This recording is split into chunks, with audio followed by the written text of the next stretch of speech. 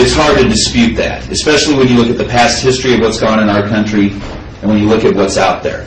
Oh, yeah. Now, I prepared this elaborate speech to make today, and I'll try to stick to it somewhat. I don't want to come across as mechanical, but I do feel it's important to educate. And part of that, I put out what is out there that I've found out in the research. So like Derek said, I've been doing this for probably about the last 3-4 years, and it's mainly looking at the available literature about the history of unethical, non-consensual human experimentation that has gone on in our country that many people are aware of, many people are not. And also into what has been defined as psychotronic or cybernetic technology. And these are things that sound real science fiction and are easily discounted by most people because they don't believe this stuff happens. We see it in science fiction movies. Well, there's more science to this than there is fiction. Most specifically, I've really focused on looking at the history of the covert behavior modification programs, things like MKUltra, and the means that have been put in to achieve what they were going after for their goals. Now, the MKUltra projects, many of us know that these focused on studying how to alter or control human behavior. And this was initially through the use of various psychoactive drugs, hypnosis, and sensory deprivation to create suggestible states so that people could be controlled or given a hypnotic suggestion. The later research focused on how to use electromagnetic radiation to achieve this. Things like radio frequencies, microwaves, and that these things can alter emotional states and deliver subliminal messages and even messages that can be perceived as audible, and all done in a covert manner. Like I said, the main reason I'm here is to help educate the unknowing public. The people that are subjected to this, they know what's going on. It's everybody else that needs to know about this. As representative guests alluded to, there has been attempts at investigation. There has been investigation done at Senate levels, at congressional levels. There's been legislation that's been tried to be passed. None of it is passed. As it currently stands, there are no criminal penalties in our country for performing non-consensual research on human subjects. And this includes the research that's done through most of the agencies. And there's 17 different agencies that have to adhere to what we call the common rule, or at least parts of it. Many of them are able to opt out of certain provisions of the common rule. And most of these include military and intelligence agencies. We need to enact legislation to protect. That is one step. Will that stop what is going on? Maybe not. But it at least is a start. Both Dr. Hall and I have been working with this group for probably about 3 years, mainly to bring awareness of what's going on. We've interviewed hundreds of individuals, and more importantly, we've networked with other scientists, including some DoD scientists like Dr. Robert Duncan, and other people that have been around much longer than me, much people that are much more knowledgeable about this than me.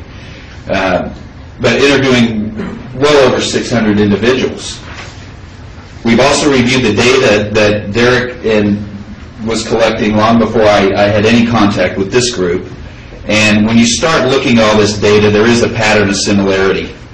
This includes similarities in physical manifestations, auditory phenomenon, and that there appears to be some type of stalking or harassment involved with all of this. The similarities they're too often repeated. They're often verbatim between different individuals. It's too common to suggest that this is occurring by chance. The result is that many of the complainants have suffered irreparable psychological distress and financial loss. It's probably apparent that this is a program that relies upon psychological torture to harass the individual endlessly, in most cases for years without any end. These are the stories that we have heard. The fact that unethical and unwitting human research has been occurring in our country, it's well documented. It's been going on over 60 years. This includes things like the Tuskegee syphilis studies.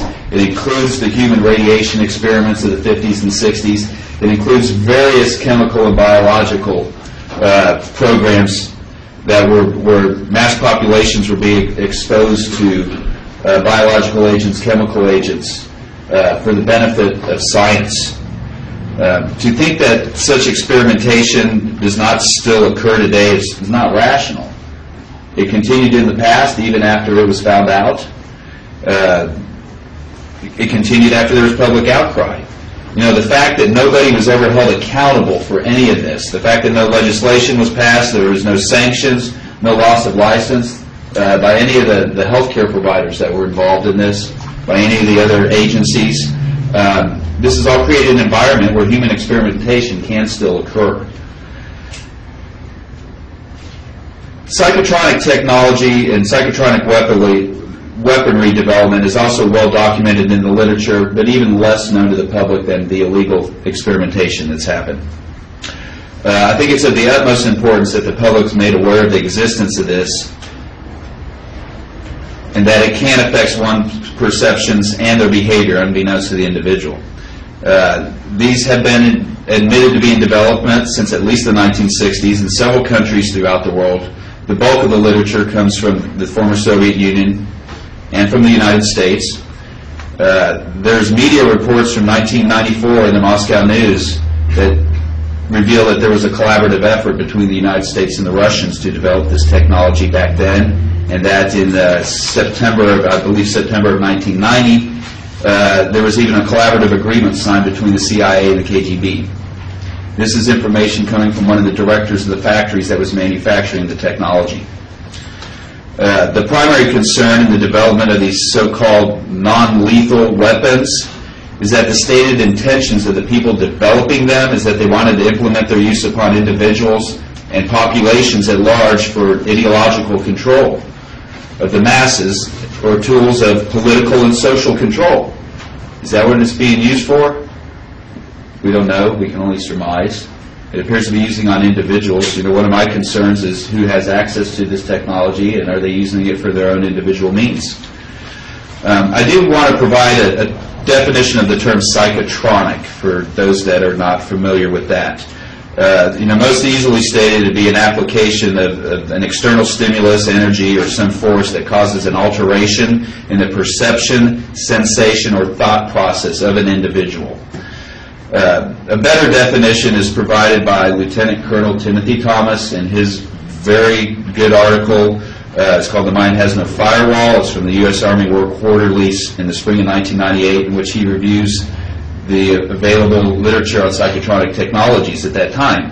And the definition he provides is that these weapons have the ability to take information that is stored, and this is in quotes, information stored in a man's brain. It's sent to a computer, which then reworks it to the level needed to control the man, and the modified information is then reinserted into the brain. This is what they envision. In essence, these weapons interact directly with the human nervous system, and the nervous system becomes analogous to a living computer. And for lack of a better term, that computer can be hacked into.